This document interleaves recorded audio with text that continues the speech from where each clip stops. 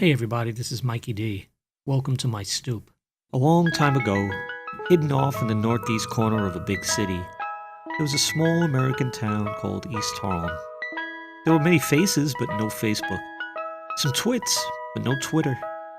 We didn't have computers or cable TV, no VCRs, DVDs, DVRs, no iPhones or Xboxes. We had no 24-hour news cycle. 1 hour a day was more than enough. And you could count the number of friends on one hand, and that was plenty. And we didn't use a device when we wanted to socialize. We opened the front door and stepped out to our stoop. It all seems like an ancient time, like some lost city, like a myth, as if I had witnessed it all from the stoops of Atlantis.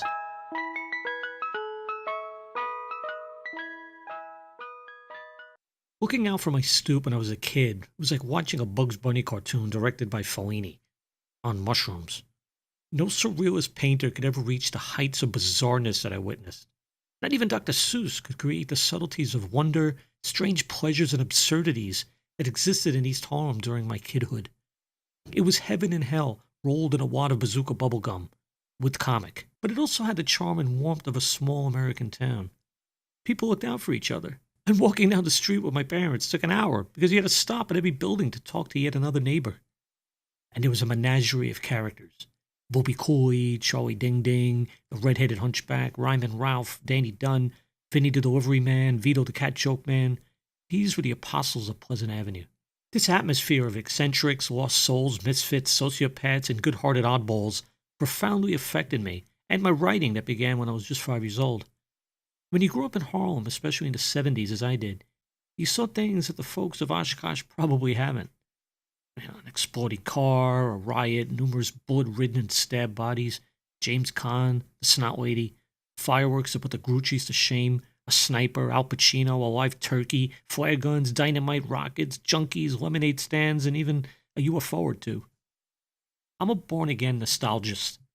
It's not healthy to be stuck in the past. But as a storyteller, there was a lot to collect in my old neighborhood. Being blessed with an imagination that never stopped, it was all good stuff to trip on.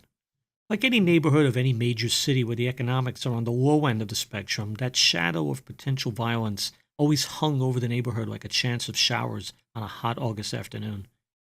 The impact of that is tremendous, especially on kids. It affected where you walked and didn't. It honed and sharpened the human instinct for danger. Firecrackers were firecrackers, random, spastic, ba-da-ba-ba-ba-ba-ba. Gunshots were cold and regular, a nasty heartbeat. Bam, bam, bam.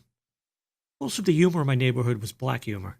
Again, it's the nature of that combination of violence and finance. So it doesn't kill you, it makes you stronger. A guy that flips off his bike and gets hit by a car is tragic. A guy that lands on his butt and survives is hysterically funny.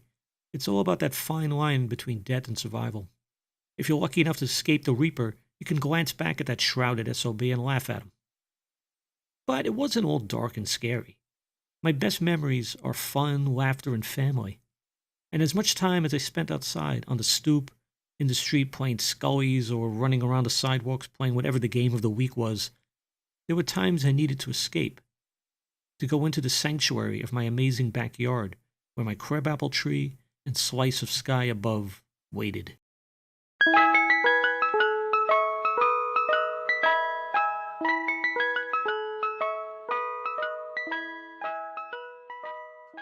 Those bragging man-made lights of Manhattan always pushed natures to the back row. The lights of Broadway got all the attention, but the stars over it were understudies that rarely got center stage.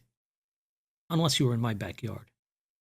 The lights from the glitz of downtown to the south and the Triborough Bridge to the north washed away many of the lower magnitude stars, but there were enough peering down in that patch of open sky over my backyard to satisfy my space geek nature. That little slice of heaven could put on a show when the yard lights were turned off and willing eyes took the time to adjust and take it all in. I loved gazing up from that green refuge that could comfort me away from the chaos of the East Harlem streets outside. That background hum was always there, firecrackers snapping, bottle rockets whooshing, sirens crying, and kids wailing. Sometimes even a distant bongo drum added a strange, exotic tone to the mix. One night, my father announced that the Perseid meteor shower was going to happen. My eyes lit up. A shower. I anticipated the 4th of July with hundreds of stars spraying like spastic sparks across the heavens. So we gathered after dinner, the yard light unplugged, and scanned the skies. My father took the cylindrical cardboard container from my Viewmaster and removed the aluminum bottom. What was left was a tube to stick your face in and cut down the ambient light. We took turns putting our faces in the tube to isolate sections of the sky. And it was just a few minutes before this little streak of blue light drifted from behind the giant facade of Holy Rosary Church, whose ornate stained glass windows were dark and shadowy. We all exploded like a pack of firecrackers with excitement.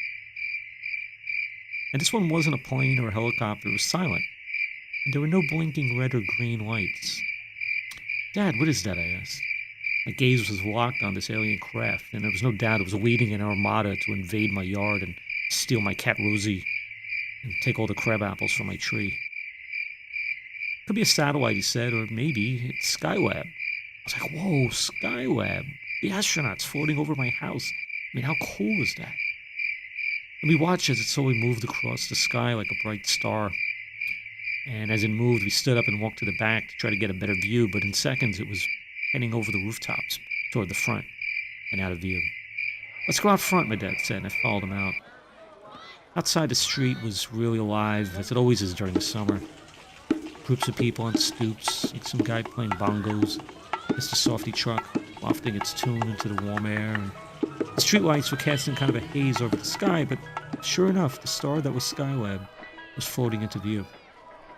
My father kept his eyes skyward as we walked towards Pleasant Avenue. The Wiseguys and wannabes were out in force. Pleasant Avenue in the 70s could sometimes look like the set of a Scorsese film. They hovered around the social club, barbershop, the candy store on the east side of Pleasant Avenue. They had beach chairs scattered about. Some of them were actually in the street, sometimes sitting under the gushing fire hydrant, especially on really hot, humid nights. And sometimes there'd be an oil drum burning with this perpetual fire, fueled by the empty cardboard boxes from, I guess, all the miscellaneous merchandise that fell off the backs of trucks.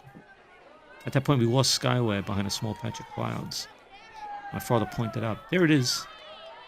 And there it was, back out from the clouds. One of the guys, we'll just call him Jimmy Whispers, spotted us looking up to the heavens, and he nudged his compadre and called out, "Hey, Donamick, what the flying frisbee you doing?" My father turned to him, the astronauts are up there. That's Skylab coming over." "Get the frigid air out of here." "No, it is. The astronauts, they're orbiting the Earth. They're in Skylab, the space station." So his eyes bug out. "Hey, Petey Pisspot, Donamick is saying there's some son of a Boy Scout astronauts flying over the sky." I pretended not to hear the bad words.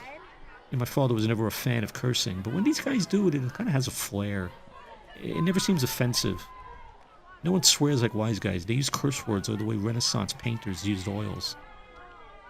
The chorus of disbelief and excitement exploded on the avenue with these guys. It was a scene that was tattooed on my mind. Actually, deeper, it was on my very consciousness.